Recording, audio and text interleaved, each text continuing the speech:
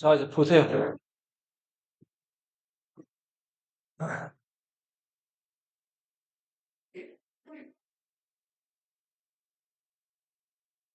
이 원경우 민 씨가 태종 사이에서 이 네 아들을 낳았는데, 태종은 이 네 아들 말고도 아들이랑 딸을 많이 뒀거든요. 조선시대 왕들은 자기 정식 부인, 정식 왕비, 그러니까 중전이라고도 부르죠. 이 정비, 중전 외에도 여러 첩들을 둘 수가 있었어요. 그 왕의 첩들을 뭐라고 부르냐면 수궁이라고 불러요. 뭐라고 부른다고요? 왕의 두 번째, 세 번째 부인들, 왕의 첩들이에요. 후궁의 지위, 예, 제일 높은 후궁들을 빈이라고 불러요. 빈. 예. 이 후궁들도 공무원처럼 그 등급이 있거든요. 자, 제일 높은 이 왕비, 중전이라고도 부르고 정식 부인이라고 해서도 뭐라고도 불러요? 정비라고 부르죠. 몇 품일까요? 삼품? 이품? 무품이에요. 왕비는 그 왕실 저기 왕실 안에 있는 그 왕실 여인들을 관장하는 부서를 내명부라고 부르고 왕실 바깥에 신하들의 부인이나 종친의 부인들을 통틀어서 외명부라고 그래요. 내명부 최고 수장이 중전이에요. 이 중전은 그러니까 왕 같은 경우에 왕을 1급, 2급 이렇게 나눠요? 할 수 없죠. 그거랑 같다 그래서 왕비는 품계로 매길 수 없을 만큼 귀하다 그래서 무품이에요. 예. 그러면은 왕의 첩, 후궁들, 이 후궁들은 기보다 한 단계 아래 빈에 임명돼, 빈. 제일 높은 후궁들은. 예. 이 빈이 일품이에요. 예.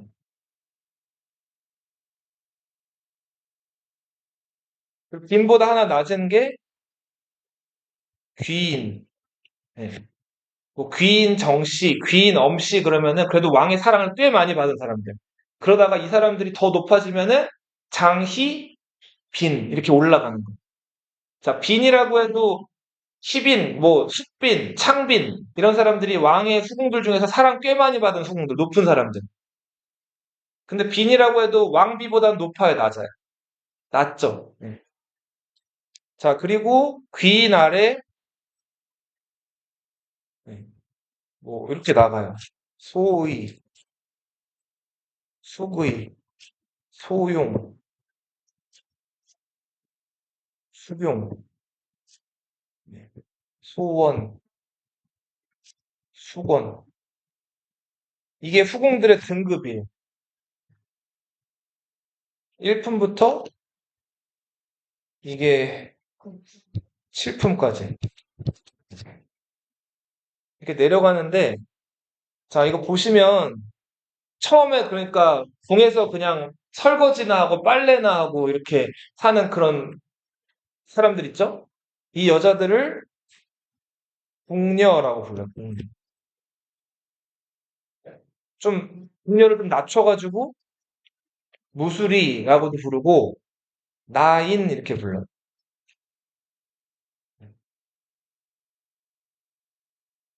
자, 근데 이 무술이나 나인 단계에서 조금 오래 궁에 있어서 일을 열심히 해서 좀 승진을 하면 뭐가 될까요?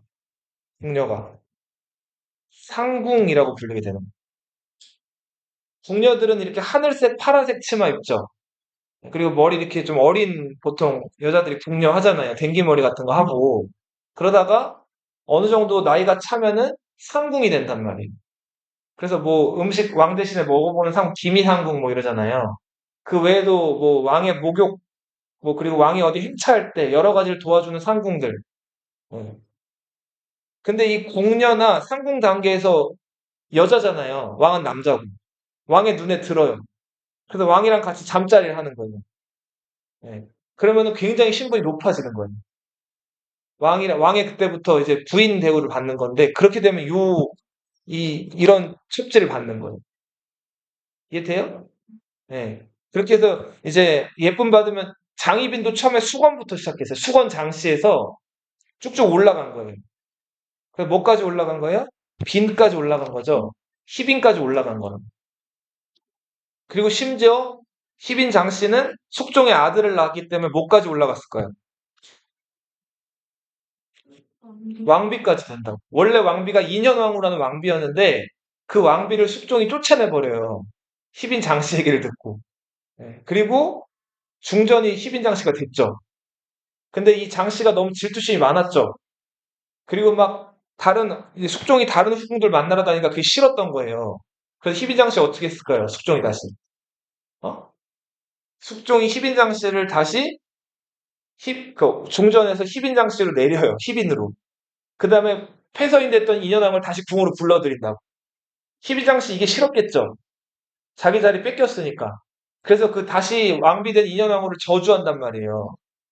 그렇죠. 그래서 사역하고 죽죠. 그런 얘기들이 이제 궁궐에 나오는데 이 조선시대 왕은 정식으로 후궁을 9명 둘 수가 있었어요. 몇 명? 9명. 태종 이방원은 9명을 꽉 채웠어요. 그리고 그 9명과의 사이에서 그러니까 부인이 그 후궁 9명이랑 정식 부인 원경하고 민씨까지 10명이었는데 12남 17녀를 낳았어요.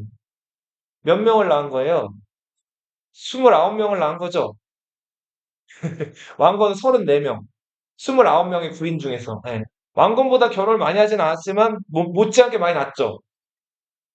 근데 원경하고 민씨란 여자가 이 남편을 또 많이 사랑하기도 했고 남편이 후궁을 들일 때마다 그렇게 바가지를 긁었다 그래요. 그리고 특히 자기 또 그 남자 동생들을 이방원이 다 죽였죠. 그러니까 태종에 대해서 원망이 되게 컸다. 예. 자, 그런데 이 원경하고 민 씨도 아무튼 욕심도 있고 똑똑한 여자였는데 씨가 좋아서 그런지 아무튼 아들들이 좀 대부분 다 좀 능력들이 있었단 말이에요. 근데 양녕대군 처다드리고 세자로 삼았는데 이 양녕대군은 좀 그렇지가 못했어요. 일단 공부를 별로 안 좋아했어요. 공부를 잘 안 해요. 그 뭐 좋아했을까요? 네, 이거예요, 이거. 네. 이게 나이 먹어가면서 더 심해져가지고 원래 세자는 궁궐에서 살면서 수업을 받아야 되죠. 자, 근데 수업 때가 되면 세자가 없는 거예요. 그럼 어디 갔을까요? 그죠? 궁 밖으로 나가는 거예요. 자, 궁 밖으로 나가가지고 그 여염집, 그 동네 마을에 있는 데 돌아다니면서 이제 술집 같은 데 돌아다니고 그 술집에서 술 따라주는 기생 이런 여자들이랑 밤에 밖에서 몰래 자고 오고. 예. 자, 이러는 거예요. 그리고 이제 안 건드린 여자가 없는데 뭐 네, 봉지련 범상치가 않죠. 평양기생, 소행, 실점생. 자, 이런 기생들이랑 이제 마음대로 막 어울리고 궁에 들어오고 하는 거예요. 그리고 이제 건드려서 안 되는 여자들도 건드리죠. 양반 이제 관리의 첩이었던 어리라는 여인이랑 사랑에 빠져요. 어리도 양녕대군 좋아해요. 어리가 임신해요. 아, 그럼 돼요, 안 돼요? 불륜이잖아, 이거. 자, 그래서 어리가 불려가가지고 곤장을 맞아요. 네. 자, 그리고 이 어리가 자살해요. 네. 자, 이런 일이 벌어지면서 이 양녕대군이 손가락질을 받고 좀 지탄을 받는단 말이에요. 도저히 저거 세자감량이? 자, 그래서 결국은 태종이 양녕대군을 폐쇄자시키죠. 효령대군은 기대했다 그래요. 내가 해자가 되지 않을까? 근데 효령대군보다 공부 열심히 하고 책을 한번 잡으면 놓지 않았던 누가? 충녕대군이 임금 자리에 오르는데 이 사람이 누구예요? 세종대왕이죠. 성녕대군은 나중에 나중에 낳은 자식인데 몸이 약해가지고 금방 죽었단 말이에요. 태종이랑 원경호 민 씨가 사이가 그렇게 안 좋다가 이 막내 아들 성령대군 죽을 때쯤에 이 태종이랑 원경호 민 씨가 화해를 해요. 둘 다 머리가 희끗희끗해져가지고. 근데 원경호 민 씨가 먼저 죽죠. 그리고 2년 있다가 태종이 죽어요. 자, 근데 태종이 충녕대군을 세자로 앉히자마자 2개월, 2개월 딱 세자노로 시키고 왕자리를 충녕대군에게 물려줘요. 자, 이번에도 신하들이 막 아니 되옵니다 했는데 이번에는 태종의 의지가 강력했어요. 자기는 상왕이 되고, 어, 왜 아니 되옵니다 할까요? 임금이 양위할 때 그거 말리지 않으면 신하는 불충한 신하가 되는 거예요. 예. 그래서 말려야 되는데 이번에는 말리더라도 태종이 밀어붙였다 그랬죠? 자기가 상왕이 되고 이 충녕대군이 이제 왕으로 즉위하는데 이 사람이 조선의 4대 임금 누구다?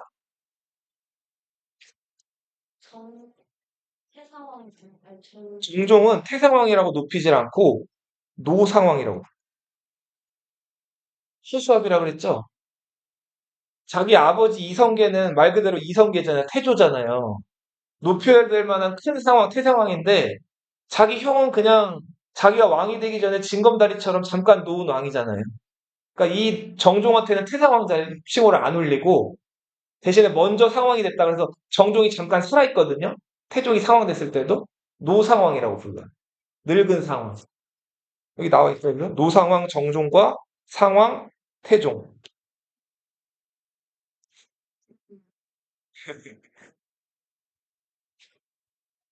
세종대왕의 부인은 수원왕후 심씨였어요.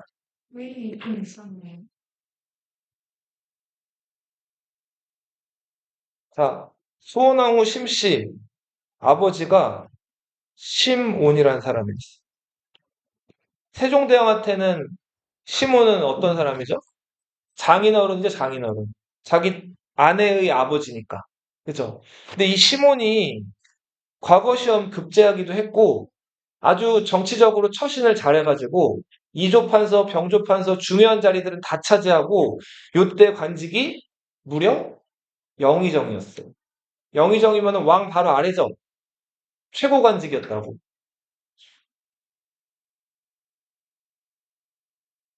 먼저 아직 영의정일 때 결혼하진 않고 이제 자기 딸이 또 왕비가 되면서 영의정으로 또 승진을 한 거예요. 자, 근데 태종이란 사람은 왕권에 대해서 좀 강력하게 집착하는 사람이죠. 자기 어린 아들 세종이 이제 막 왕이 됐는데 20대 초반이었어요. 저 지금 장인어른 시몬이 너무 잘 나간단 말이에요. 자기가 죽으면 저 장인어른 시몬이라는 사람이 자기 어린 아들 왕을 끼고서 그 예전에 정도전처럼 그러지 말라는 법이 없죠. 걱정이 좀 되기 시작을 하는 거예요. 왜 또 이렇게 쓸데없는 걱정이 많은지. 자, 그래서 태종이 자, 어느 날 자, 이렇게 세종한테 얘기를 해요. 자, 나는 이제 상왕으로 물러났으니까 저 수강궁이란 곳에 가가지고 이제 쉴 거고 나한테는 그 이조, 병조의 일만 보고를 하고 나머지는 다 주상이 처리하시게 이렇게 얘기했단 말이에요. 이조는 뭐 하는 부서예요? 고려시대 이부가 뭐 하는 데였어요? 인사 담당이었죠? 병조는 군사 담당하는 부서였죠? 병이니까 병. 이게 나라에서 제일 중요한 권리죠. 그러니까 태종이 물러나도 내가 이 권리는 놓치지 않겠다 이거예요. 이거는 나한테 보고하고 나머지는 세종이 처리하라고 한 거예요. 자, 그러니까 신하들도 당연히 이걸 알았기 때문에 인사와 군사에 관련된 거 세종대왕한테 보고하기 전에 누구한테 먼저 보고해야 돼요? 상왕 태종한테 보고를 하고 네, 가야 된단 말이에요. 장상인이라는 사람이 병조의 2인자, 병조 참판이었어요. 근데 이 군사의 일을 태종한테 먼저 보고를 안 하고 누구한테 보고했을까요? 세종한테 보고한 거예요. 자, 태종 이방원이 불같이 화를 냈어요. 그 다음에 강상인을 불러요. 뭐 했을까요? 고문을 하죠. 나라에서 하는 고문을 뭐라고 하죠? 자, 다리가 찢어지게 계속 고문을 해요. 네, 주리를 트는 거예요.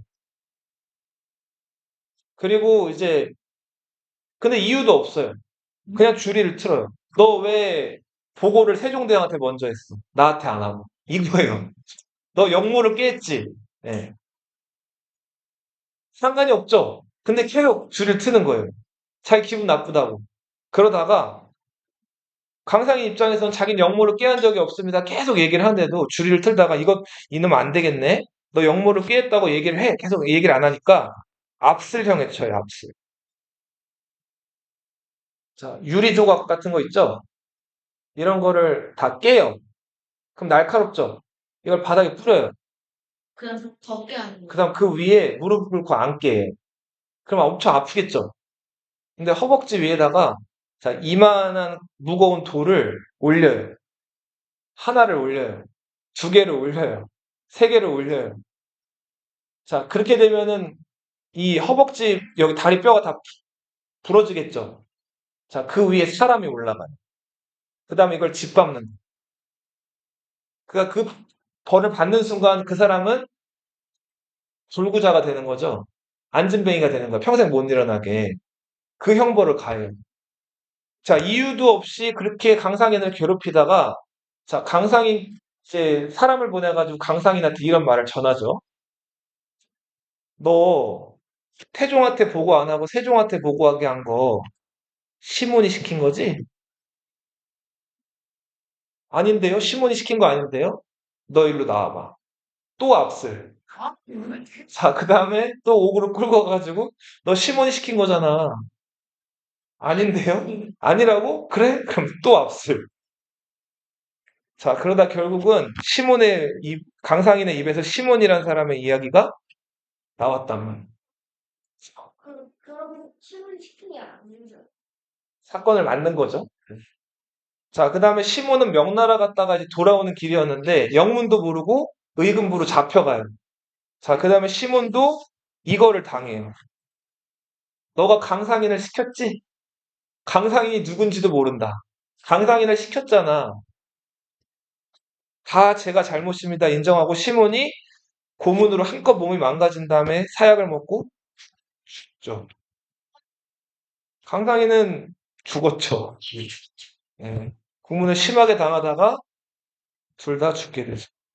세종대왕은 그럼 이 아버지는 세종에 그냥 거스를 수가 없죠. 아버지가 모든 군사권이랑 이런 것들을 가지고 있으니까. 자, 이렇게 해서 이 태종 이방원은 강상인과 시몬의 옥사를 끝으로 세종대왕에게 어떻게 보면 정치적인 적이 될 수 있거나 위협이 될 수 있는 사람들을 다, 제거해요. 그쵸, 죽여준 거죠. 죽여준 거예요? 그리고, 잠깐만. 자, 그리고 4년 있다가 사막 노릇하다가 죽어요. 태종이 죽고, 자, 이제 세종이 실권을 장악해요. 태종이 아직 살아있을 무렵에 세종 1년에 외구의 소굴인 쓰시마 섬을 공격하게 해요. 쓰시마 섬이 우리말로 하면 대마도죠. 이 대마도 일본 땅이죠. 이 대마도를 정벌하러 갔는데 이때 대마도를 정벌하러 갔던 장군이 이종무란 장군이었어요. 이종무 장군이 대마도에 배를 타고 가보니까 왜구들이 대비를 안 하고 있었단 말이에요. 그래서 신나게 이 왜구들을 공격해가지고 대승을 거뒀어. 자, 이러면은 잘한 거죠? 그리고 돌아오면 되죠. 근데 이 장군들이 욕심이 좀 나는 거예요.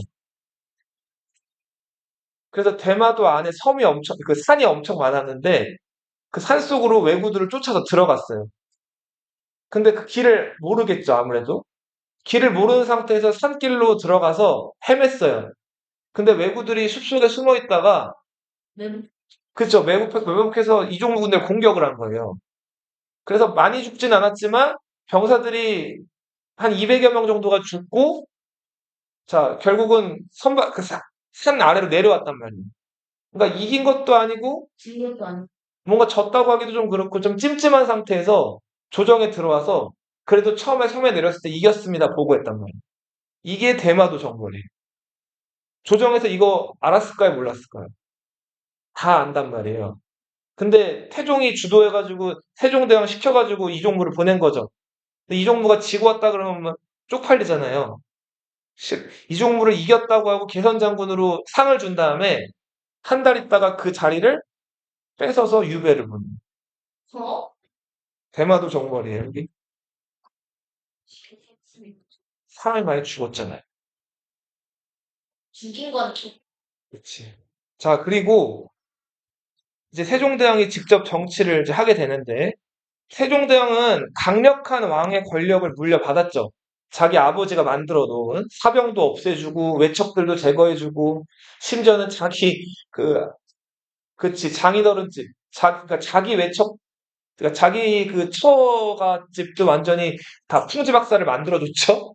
자, 그래서 자기가 정치를 할 수 있는 기반이 마련이 되는데 자, 우리 세종대왕 정치의 핵심 기구 뭐가 만들어진다? 집현전이 만들어진다. 이 집현전 학사들이 한 95명, 그러니까 조선 초부터 단종 때까지 집현전을 거쳐간 학사들이 95명 정도가 되거든요.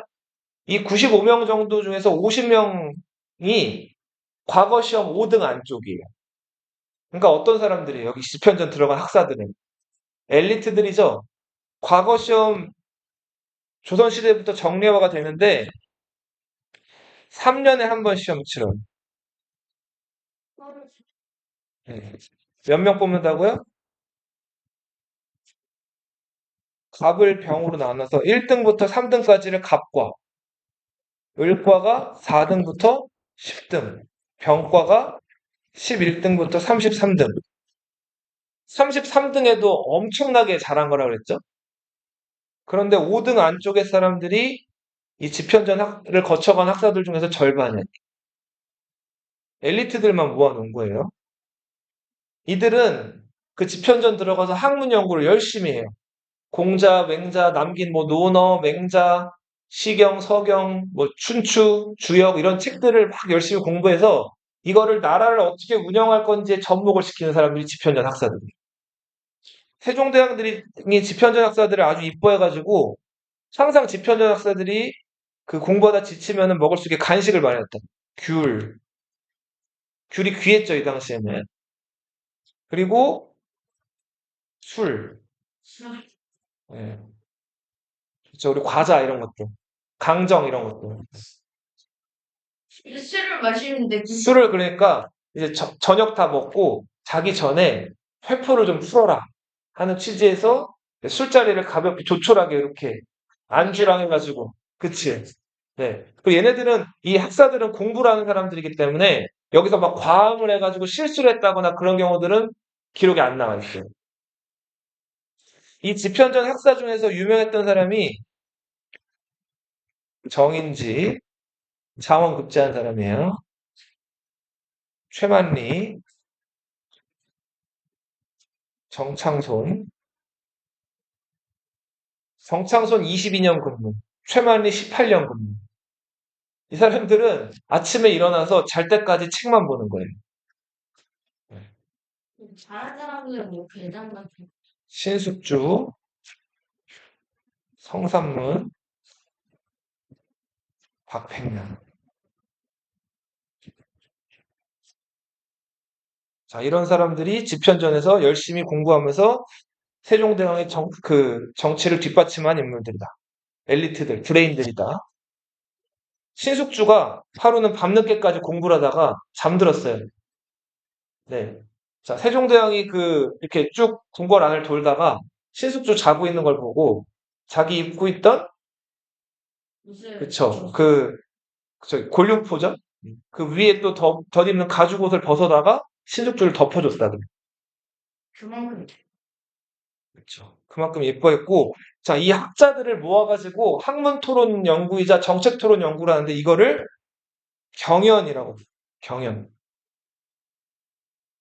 세종대왕 32년 동안 왕노릇하면서 경연이 1,900번 가까이 열려요. 몇 번? 그거 이제 32년이라는 연도와 1900번을 이렇게 나눠보면 일주일에 한 번꼴로 학자들 모아가지고 토론을 한 거예요.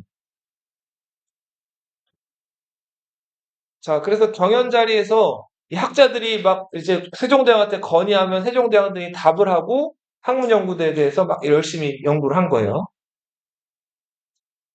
세종대왕은 아버지 태종은 신하들 못 믿었죠. 그래서 의정부를 거치지 않고 바로 자기한테 보고하게끔 했잖아요. 근데 이제 육조가 그 많은 업무들을 왕한테 직접 보고하는 게 아니라 의정부에 있는 재상들에게 먼저 보고를 해요. 그러면 영의정, 좌의정, 우의정이 왕한테 보고할 거랑 보고하지 않을 거를 걸러요. 그 다음에 왕한테 보고를 하면 왕은 또 의정부에다 명령을 내리고 의정부는 육조에게 이를 전달하고. 자, 이런 의정부를 거치는 정치 시스템을 의정부 서사제라고 부른다. 뒤에 그림에 나와 있죠. 이게 의정부 서사제예요. 육조가 의정부를 거쳐서 왕에게 보고를 하는 거예요. 왕은 의정부를 통해서 육조 그 판서들에게 업무를 전달하는 세종.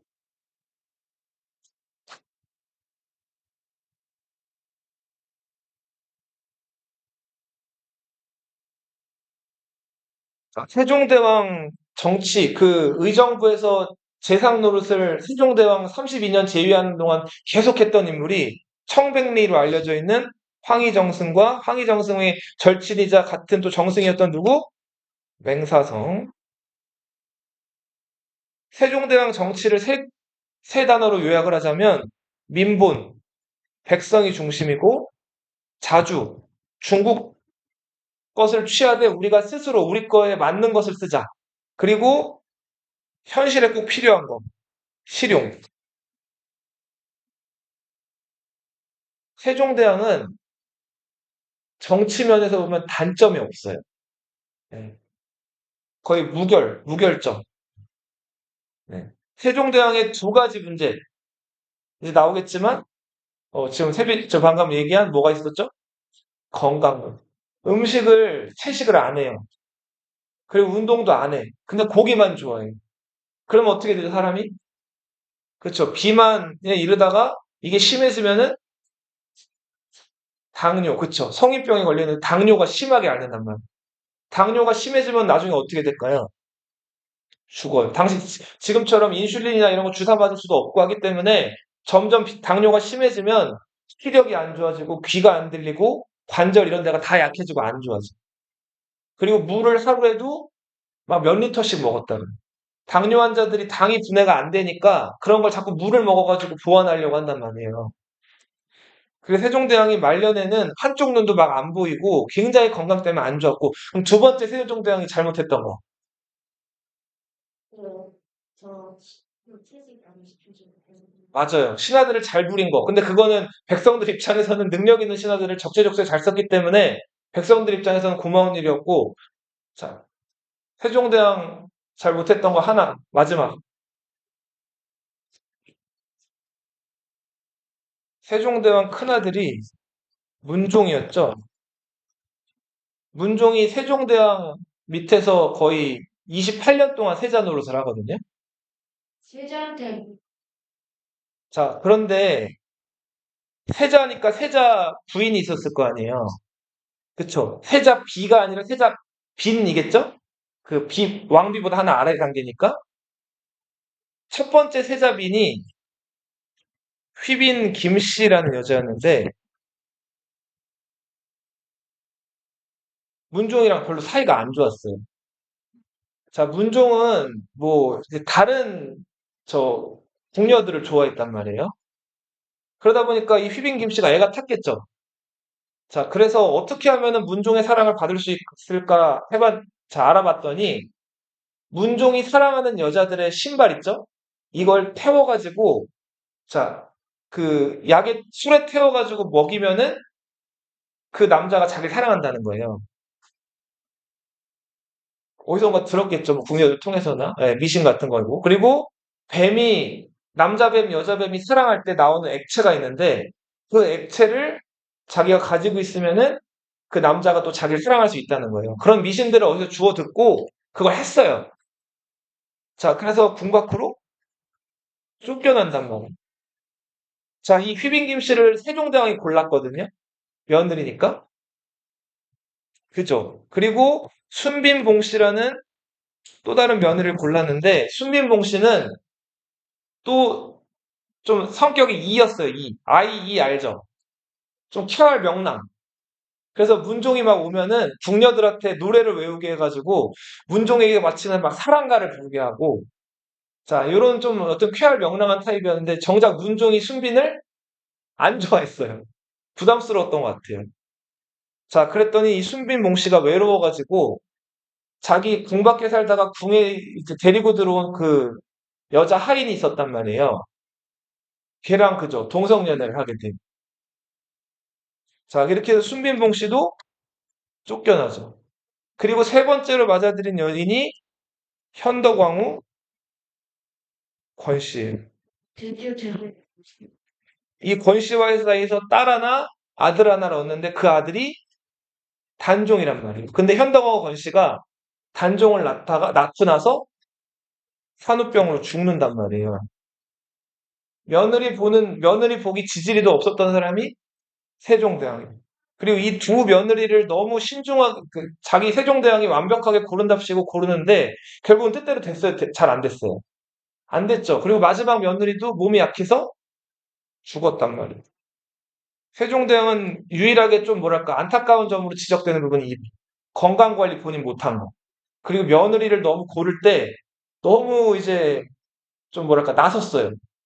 그냥 조금 내버려 두면 될 거를 그것도 운이 없었던 것도 있죠. 그래서 며느리를 아무튼 잘못 골라서 뒷날 또 피바람이 되는 단서가 이때부터 생기기 시작한다. 자, 세종대왕은 우리 실정에 맞는 것들을 많이 만들었거든요. 당시 중국 달력을 가져와 썼는데 중국 하늘 보고 만든 달력이랑 우리 하늘 보고 만든 달력이랑 다르겠죠. 이슬람의 그 달력 계산하는 기술을 가져와 가지고 우리 실정에 맞는 달력을 만들어요. 이 달력이 잘 나와요. 무슨 산? 내편, 외편으로 구성이 돼 있어요. 이 집현전 학사들, 이런 사람들을 중심으로 만든 칠정산, 그리고 우리 농법에 맞는, 우리 토양이라든지 기후라든지 이런 것들에 맞는 농사 짓는 방법을 기록해 놓은 농사직설, 정초라는 사람 시켜가지고, 회식에 앙부일구, 물식에 자경로, 때 되면 저절로 이렇게 울리는 거죠? 스스로 울린다 그래서 자격이죠? 그리고 강우량을 재는 측우기, 그리고 아버지 태종이 개미자를 만들었던 거에 이어서 갑인자라고 불리는 활자를 또 만들어서 자, 인쇄에도 공을 많이 들여요. 또 중요한 거, 우리 국토를 올렸다 그랬죠? 사군 육진. 사군을 개척했던 장군이 최윤덕. 역시 과거급제한 문관이지만 세종대왕이 아꼈던 육진 개척의 영웅 김종서. 자, 이때 육진을 개척하면서 여진족들을 막 때려잡았는데 이때 김종서가 워낙 막 무섭게 호랑이처럼 여진족들을 잘 때려잡았다 그래서 별명이 대호라는 별명이 생겨요. 세종대왕이 아주 예뻐했던 김종서. 그리고 어느 날 갑자기 집현전 학사들, 그 일주일에 한 번씩 보고 학문 토론하고 경연하던 집현전 학사들도 전혀 모르던 사실 중요한 것들을 하나 발표해요. 이게 훈민정음이죠. 네. 집현전 학사들이 이거 좋아했을까요? 반대했을까요? 최만이라는 사람 아까 18년 근무했다 그랬죠? 이 사람을 중심으로 해서 적극적으로 반대를 해요. 중국의 말이 있는데 왜 중국 심기를 거슬러 가면서 우리 말을 쓰자는 거예요.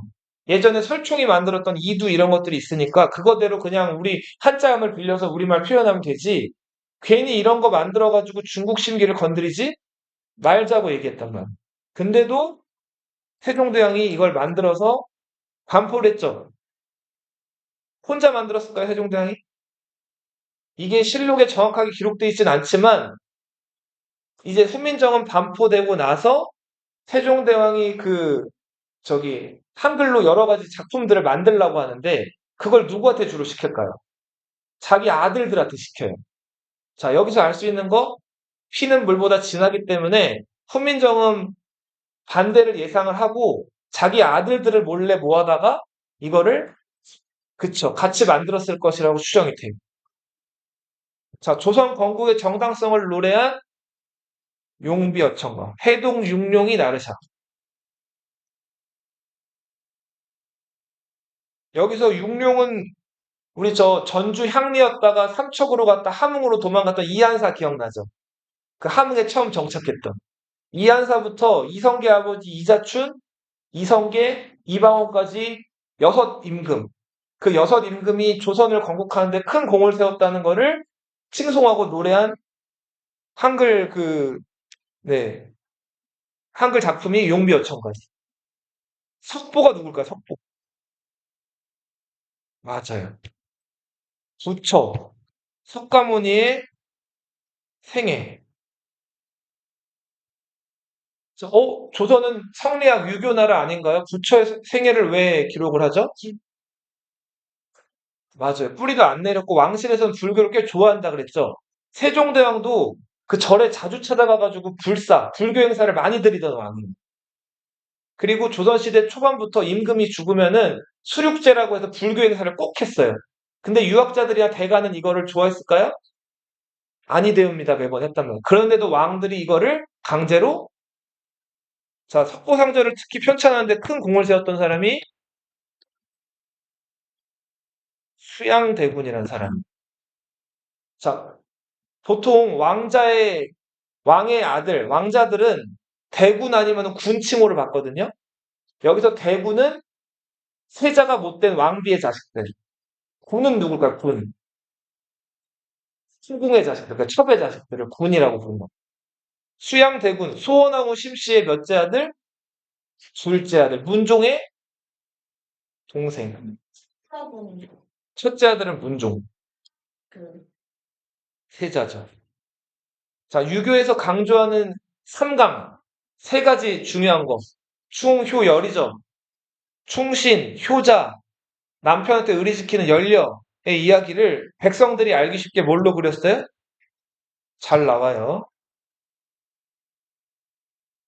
자, 이렇게 흠잡을 데 없던, 자, 거의 완전 무결하던 세종대왕이 건강 관리를 잘 못했다 그랬죠? 자, 그래서 말년에는 건강이 매우 매우 안 좋아졌어요. 그래서 세종대왕이 32년 동안 왕노릇을 하는데 마지막 10년을 자기 큰아들 세자였던 문종한테 대신 정치를 하라고 해요. 이렇게 임금 대신에 세자가 대신 정치하는 거를 그건 이제 어린 왕이 즉위했을 때 왕실의 제일 큰 어른이 정치를 해주는 거고 아픈 아버지 왕을 대신해서 어린 아들이 대신 정치하는 거를 대리청정이라고 불러요. 세종대왕 죽기 전에 10년 동안 문종이 정치 경험도 쌓을 겸 어떻게 했다? 대리청정을 해요. 근데 그 대리청정하는 기간 동안에 굉장히 많은 일이 일어나요. 자, 먼저 1441년에 자기 아내였던 세자빈 권씨. 문종이 왕이 됐으니까 나중에 세자빈에서 현덕 왕으로 올라가죠. 현덕 권씨가 죽어요. 1444년에 문종의 그 동생 수원왕후 심씨의 아들이었던 광평대군이 죽어요. 여기 묘 있죠? 생선가시가 목에 걸렸다는 그 이듬해 1445년에 평원대군 일곱째 동생이에요. 죽어요. 45년. 아니 1446년에 소원왕후 심씨. 이 사람은 문종의 엄마죠. 세종대왕 부인 아니에요. 죽어요. 조선은 유교국가 성리학 국가죠. 자, 가족이 죽으면은 장례식 치른 다음에 어떻게 해야 될까요? 상복 입고 그, 그 슬픔을 예로 표현하기 위해서 부모님 돌아가시면은 3년상이라는 걸 해요. 자, 아버지나 엄마가 돌아가시면 까끌까끌한 그 불편한 삼배로 만든 옷을 입고 3년 동안 그 추상집 차려놓고 일반인들 같은 경우는 그 무덤 옆에 조그만 그 이제 심요살이라 그래가지고 조그만 그 초가집 같은 거 만들어 놓고 거기서 부모님의 죽음을 슬퍼하면서 3년 동안 잘 못 먹고 잘 못 입고 그렇게 지낸단 말이야, 불편하게. 근데 왕이니까 그렇게는 못하죠. 왕세자니까. 대신에 그 궁궐 안에다가 어머님 그 장례식장 만들어 놓고 신하들 올 때마다 이제 그 문종이 상주처럼 돼가지고 아버지가 지금 몸이 안 좋으니까 그 신하들 오면은 신하들한테 같이 맞절하고 그리고 때가 이제 때 되면은 부모님 영전 앞에서 아이고 아이고 하고 운단 말이에요. 그걸 곡을 한다고 하죠. 자, 근데 자기 부인 죽었을 때도 1년, 남동생 죽었을 때도 6개월, 6개월. 자, 그렇게 계속 초상을 치렀단 말이에요. 어머니 돌아갔을 때 몇 년? 3년. 안 그래도 몸이 그렇게 건강하지가 않았는데, 자, 지금 대리청정하는 기간 10년 동안 지금 어떻게 했어요? 계속 줄 초상을 치렀죠. 자, 그런데 1452년에 어머니 3년상 끝내놓고 얼마 안 되니까 어떻게 됐어요? 아버지도 돌아가셨단 말이에요. 1450년에 세종대왕이 풍서 죽는단 말이에요.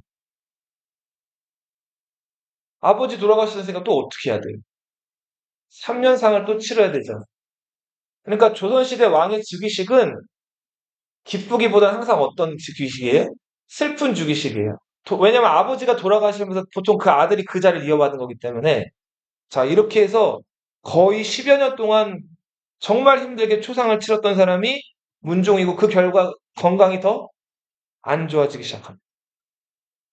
아, 자연상이죠. 그죠? 네. 자, 문종은 현덕왕후 권씨와의 사이에서 딸 하나, 아들 하나가 있었다 그랬죠? 그 아들이 단종이에요.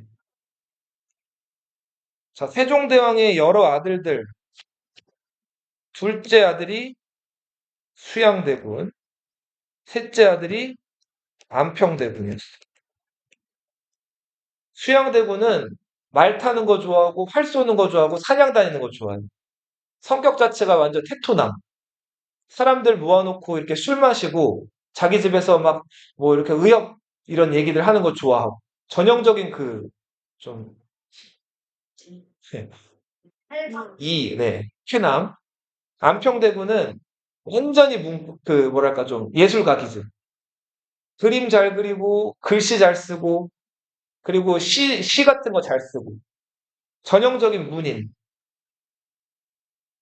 자, 지금 어린 조카 단종이 지금 즉위했는데 12살이었어요. 즉위할 때 나이가. 몇 살?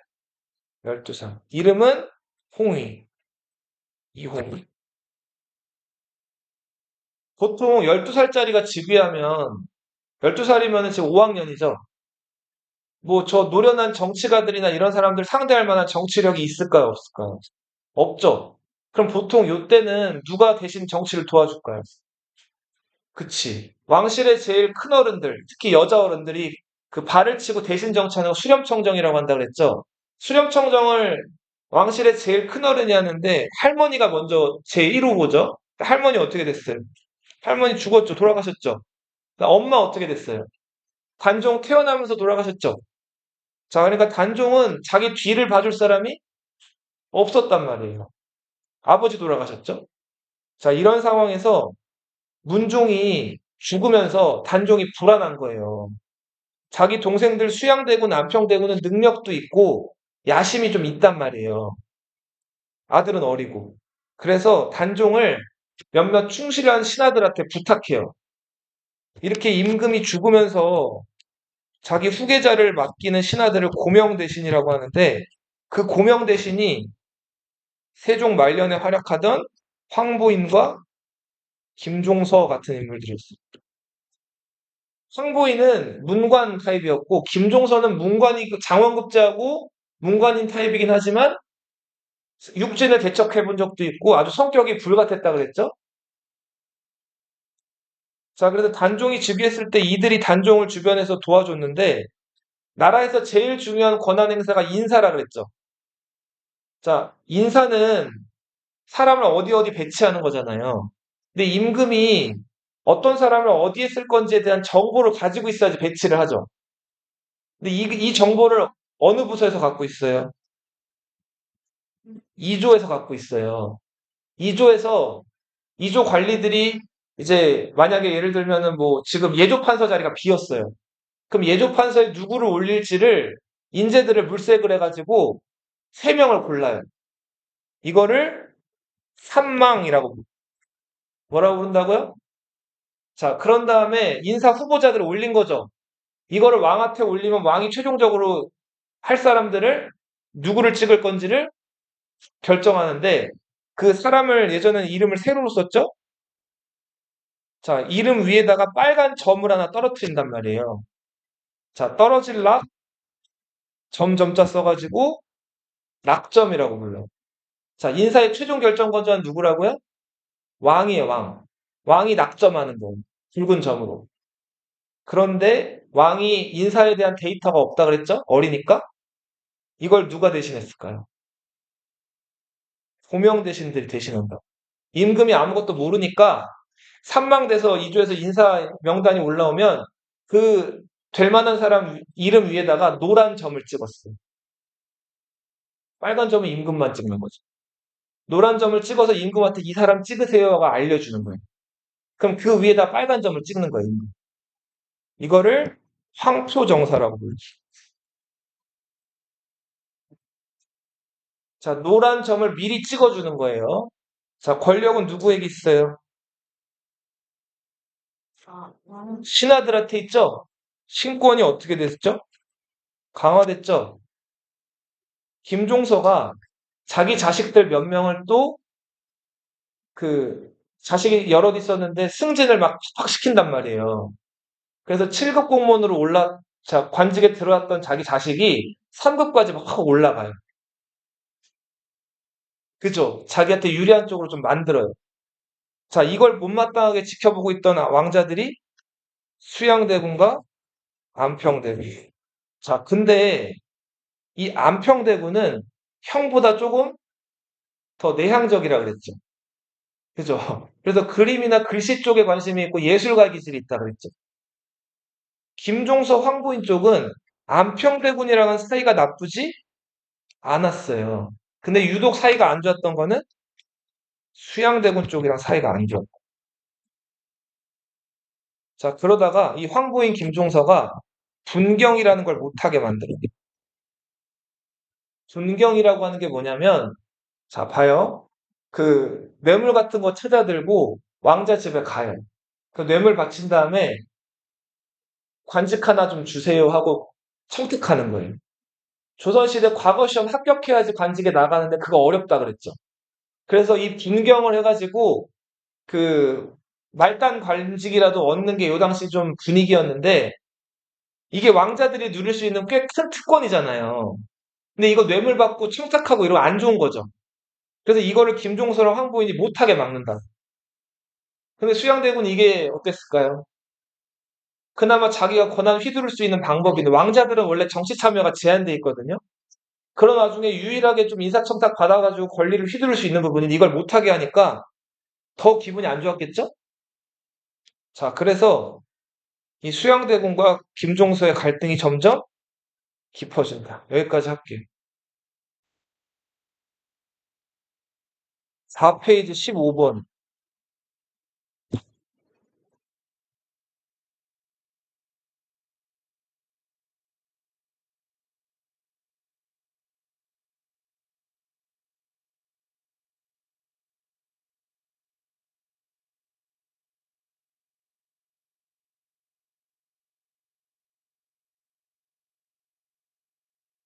15페이지 12번. 17페이지 18번.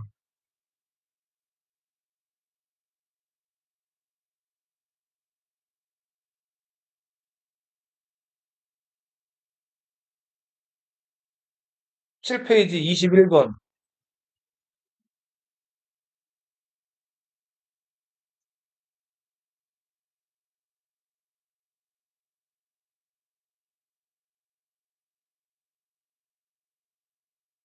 넘어가서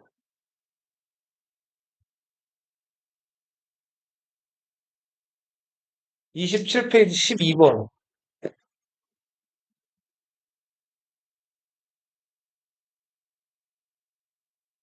29페이지 19번, 29페이지 20번,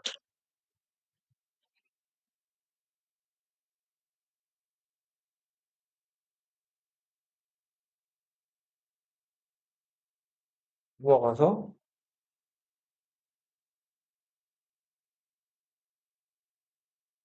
40페이지 17번,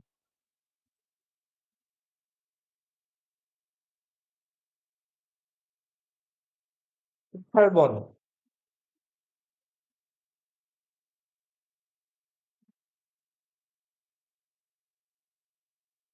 넘어가서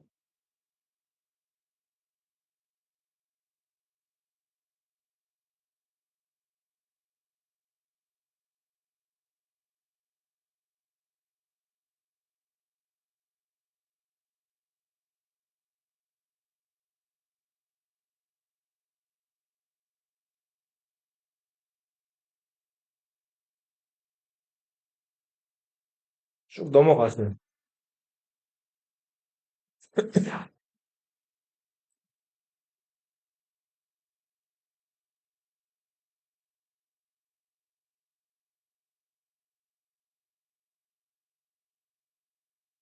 65페이지